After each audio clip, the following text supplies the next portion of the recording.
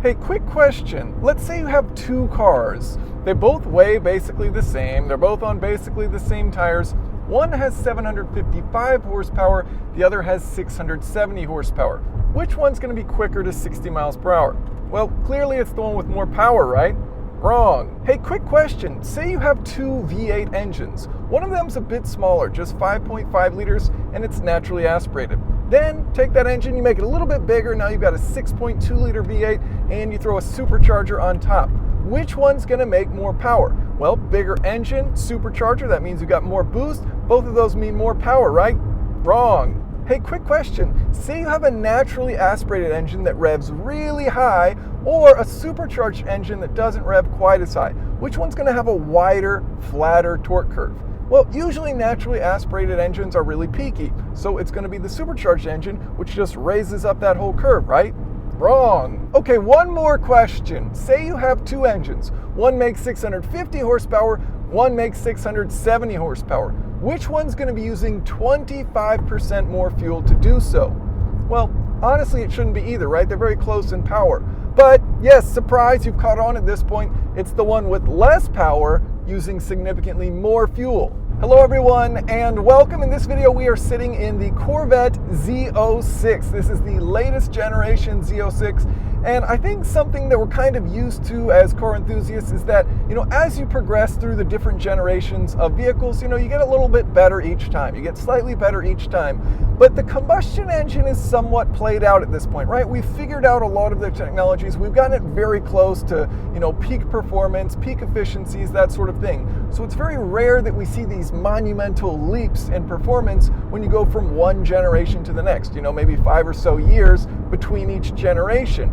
Well, that is not the case with the C8 Corvette over the C7. So I want to analyze these 4 questions I started with at the beginning of the video and look at one key technology that helps with each of those questions. So let's start out with that 0 to 60. How in the world is the C8 Corvette Z06 quicker than the C7 ZR1, which had significantly more power? Well, let's take a look at the C7 Corvette and just analyze it for a moment. Let's say we know what the wheelbase is, and we know that it has about a 50-50 weight distribution, and let's say the center of gravity is at maybe 17.5 inches, and let's say our tires have a coefficient of friction of 1.3. Very sticky tires. Great. So if we do a little math to analyze this vehicle with these dimensions, we can find out that the maximum theoretical 0 to 60 is about 3.3 seconds with a maximum acceleration of about 0.83 Gs. So no matter how much power you throw at it, you can say, look, we've got this beautiful Corvette, no matter how much power, 10,000 horsepower, it doesn't matter. It's not going to get quicker than that, about 3.3 seconds based on this math. Well, what did Car and Driver get for the 0 to 60 of this previous ZR1? About 3.3 seconds, right? The math checks out. And so you can say, marketing department can say, hey, let's throw more power at this thing. The people want more power. And sure, that means it helps with top speed. It means it helps with acceleration at really high speeds. But in the useful range that you'd be driving the car, you may not really notice any improvement.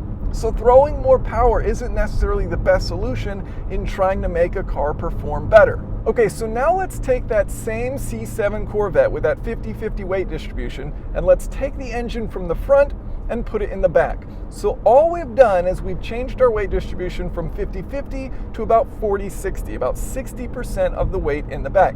Now, that may not sound like a huge difference, but if you look at the maximum theoretical acceleration, we've gone from about 3.3 seconds down to about 2.8 seconds, with a peak acceleration now closer to about 1 G. With all the other variables kept the same, all we've done is change the weight distribution. And so what 0 to 60 did Car and Driver get with the new Z06? About 2.8 seconds. So again, the math checks out, and this is something where it's just a very fundamental design feature where you put the weight matters in a two-wheel drive car as far as the performance you're going to extract out of it in a straight line. So I love this because it shows the power of clever engineering, right? You don't just say, okay, we've got a new variant, now it has 808 horsepower, and suddenly it's better, right, because of that. But it's like, if you look at the numbers, well, maybe it's not actually any better in performance. So in this case, the performance is dramatically better, and yet, not a significant difference in power versus the previous generation. So let's talk about that power difference, and that's crazy, right?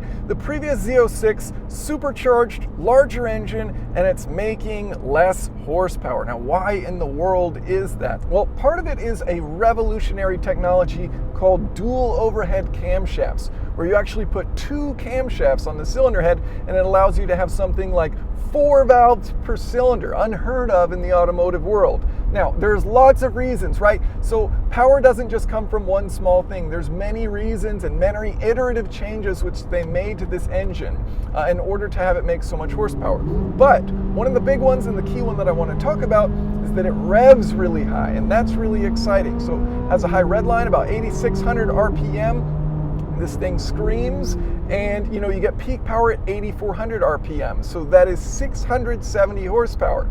Now, in order to do this, you need to make some changes to that engine, and I think one of the common ones people like to talk about is flat plane versus cross plane crankshaft. Now, that is true. This does have a flat plane crankshaft, but the E92 M3 had a cross plane V8 that revved to 8,300 RPM when it was making peak power. This is making peak power 8,400 RPM.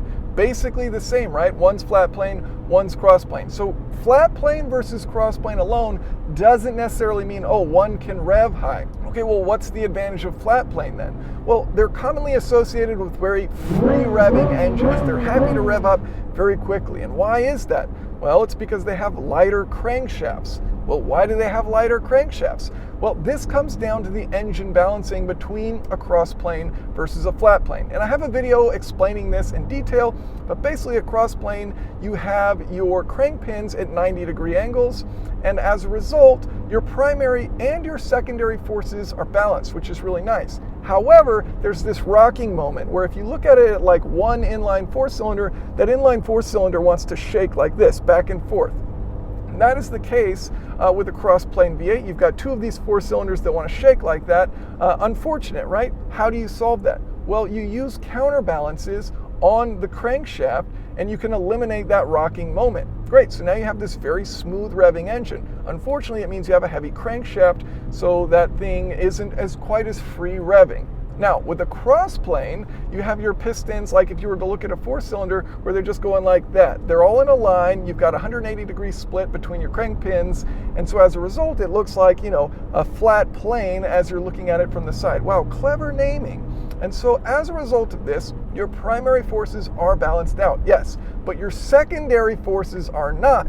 And so unfortunately, these things do shake, but because the primary forces are balanced out and that rocking moment is balanced out because the outside ones go up while the inside ones go down and vice versa, well, great. That means you don't have that rocking moment, so you don't have to use heavy counterweights to balance that out. And as a result, you have a very light crankshaft, and as a result, again, very free revving, spirited engine that you give it a little bit of throttle, boom, flies up. Great. Now, this doesn't explain why it's a high revving engine, right? So how do you get a high revving engine? Well, if you want a high revving engine, you need your piston speeds to be under control. At a certain point, things just shake apart, right? The materials can't handle it. So you need to reduce your piston speeds. How do you do this? You reduce your stroke. So it's a short stroke engine, wide bore, and this is fantastic for high revving engines because it means you've got a lot of space for intake valves, you can get plenty of air in it, and then your stroke, because your stroke is so short, it means you can keep your piston speeds down and rev up really high. Now, of course, it's important to have lightweight components here, which Chevy did with this, so lightweight pistons, lightweight connecting rods,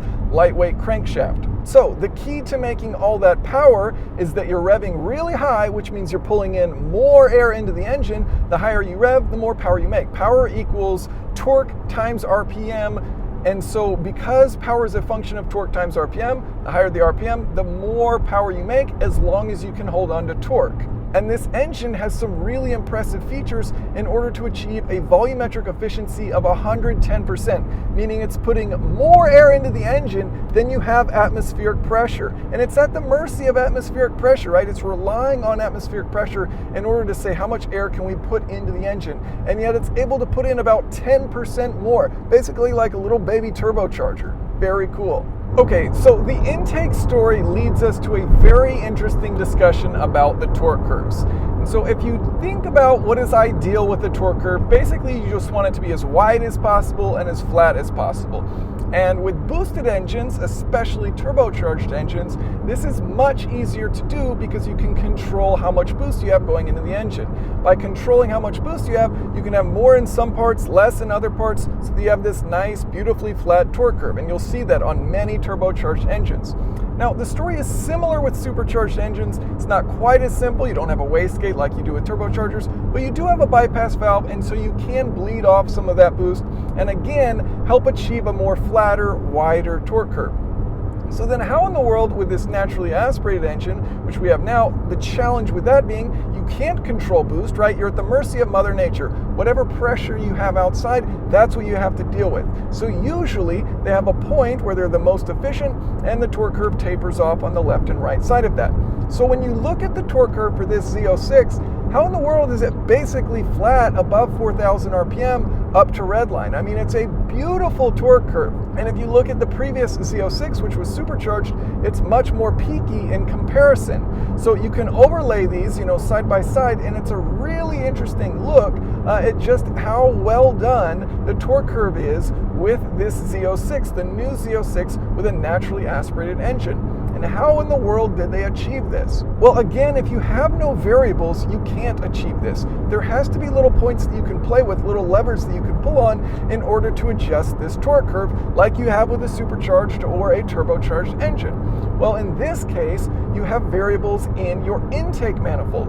3 of them, in fact. So you have 3 intake tuning valves, 2 of which are connected, but this gives you 4 possible options with these intake tuning valves. You can have all of them closed, you can have 1 open, you can have 2 open, or you can have all of them open. So within your intake chamber, you're going to have these pressure waves bouncing around.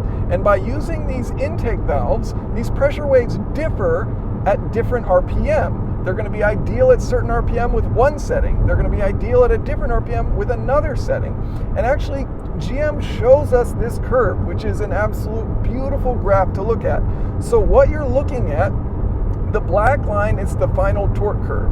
But the other dotted lines are showing you what are the different options by having all of the valves closed, 1 of them open, 2 of them open, or all of them open. And you can see what GM did is they just pieced together the different parts to make the maximum torque curve. So it starts with all of them closed, then it opens up 1 of them, closes that one and opens up 2, then opens all of them, then closes all of them. And again, you can look at that plot and you can see how that traces the ideal torque curve by using these different settings, by taking advantage of those pressure waves bouncing around inside of that intake chamber. That is extremely cool. And no, this is not the first engine to use this kind of technology, but it's very neat to see it implemented, and it's especially cool to see the actual graph of the different options and see how that changes what the overall torque curve would look like.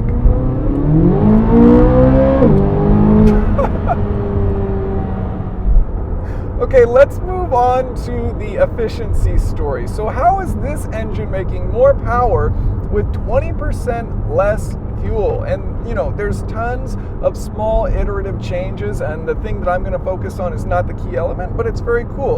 And worth mentioning here, if you don't care about fuel economy, whatever, it doesn't matter. This thing doesn't get great fuel economy. But efficiency always matters, because the more efficient your engine is, the more power it makes. So that is critically important. And again, Chevy provides a very cool graph, and you can actually look at the fuel flow rate for the previous engine versus the current engine, and you can see as you reach peak power, this is using about 20% less fuel, and it's making more power. Like, it's just wild. So yes, higher compression ratios, dual overhead cams, you don't have the parasitic losses from things like the supercharger. There are many reasons why this is a more efficient engine. But the one that I want to focus on, and what's really cool about this engine, is the oil strategy. So your oil system has 7 total pumps. You have 6 scavenge pumps and 1 supply pump. So there are 4 scavenge pumps, 1 for each pair of cylinders. Then you have 1 at the front of the engine, 1 at the back of the engine, and then the supply pump. Now, what's really cool about these scavenge pumps is that they're able to pull a vacuum within the oil chamber. So these oil chambers within the crankcase, they're basically circular, and they have these sealed bays. And these circular bays mean you can kind of have this like centrifugal action where you sling out the oil, and then you have these scavenge pumps pulling that oil out constantly. And they run a vacuum as high as 75 kilopascals, so you have this really high vacuum that's being drawn from within this chamber. Now, what does that mean? Well, where your crankshaft is spinning, because it's spinning in a vacuum, less dense air, it has less aerodynamic drag. And also, of course, it is a dry system, so it's not sloshing in a pool of oil. That also saves you energy. But also, these are sealed chambers. In this system, each pair of cylinders has its own sealed chamber that's separate from the others. So each one has its own oil pickup as a result. But a huge benefit of this is, as you have your pistons moving up and down, of course that's pushing air around and it's going up and down that crankshaft with a normal V8 engine. Well, with these, it acts much more like an air spring, because as one piston's going down, the other one's going up, so you're just pushing that air back and forth in that single, chamber with just two pistons, rather than down and back along the entire length of that crankshaft and creating all this turbulent air, and thus creating more losses within the crankcase itself. So what is it like to drive? Well, intentionally I've not spent much time talking about this, and that's because this thing has crazy sticky tires, it has a ton of grip, it's got a ton of power, and I'm just not going to get anywhere near the limit on public roads if I'm going to be mildly responsible. So if you really want to play with this thing, you need to get on a track. But that said, if I were to compare it to the previous Z06, the things that come to mind, really the quickest summary, is that the previous Z06 was violent and unstable. This Z06 is still violent, but stable. And that's the quickest, easiest summary. You can use the power in this one, and it's not sketchy when you put your foot down. It's very well controlled, and it just goes. I mean, even if you're down at low speeds in first or second gear, it really puts the power down well, and that's really impressive, because the last one's just sliding all over the place, and it wasn't able to really handle the power that it did have, even though it had slightly less than this. So the power delivery is exceptional. Another just fun little thing that they do is you can hold both paddles, puts it in neutral, and just lets you free rev the engine. Again, you can get a taste of how free revving that flat plane crankshaft is. It just very quickly flies up to that peak RPM. It's silly little toy, they've kind of included for you to show off when you pass someone by. Instead of honking, you can give them a little. And as far as most of the inputs, I like it. When I first got in, I thought the steering felt a little light, especially at low speeds, but that's fine. And as I've gotten into some better roads, I've noticed, it does actually have a good feel to the steering, so I like the steering. I love the throttle. I mean, here's the thing, naturally aspirated engines are simply the best when they're done right. It's so amazing to have that immediate response. Of course, there you had to wait for the shift, but once you're in the gear, you're like, oh man. And again, there is a violent nature to it, right? It's not this like purely just super refined thing. There's a violence to it that's very exciting, and yet it handles it really well. So it doesn't feel like you're out of control, but there's still this just shaking, violent nature to this beast. Very race car engine-like, and that's partly because it is coming from a race car, and the engine is just such a beautiful thing in this machine. I like the brakes. It's brake-by-wire. I know some people have mixed feelings about that, but honestly, I really like the way it feels. Nice progressive as you dip into that pedal. Not much travel required, and you get really good braking. I like the brakes. I like the throttle. I like the steering. The shifting, sometimes it gets a little confused and takes a little time on the shifting. So again, if you just put it in sport mode and you're flying around and you're leaving it in automatic, it's going to do pretty much everything you want it to do really well. Where I've noticed is, especially if you're in touring mode, even in sport mode though, sometimes you just catch it a little off guard. You want to switch to a different gear, and it takes a little while to get into that. It's rare, and again, if you're already going flat out, in that scenario it's really good, and so that's really what you want. But there are times where the transmission, I've been in other cars that do it better, at literally any moment you flick it and it's just perfectly there immediately. This one, sometimes there's a delay depending on the scenario. All right, let's just take a moment to listen to this engine, because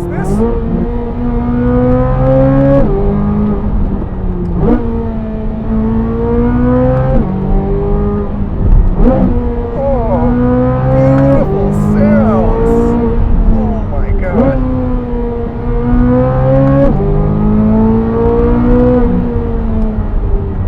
Stop.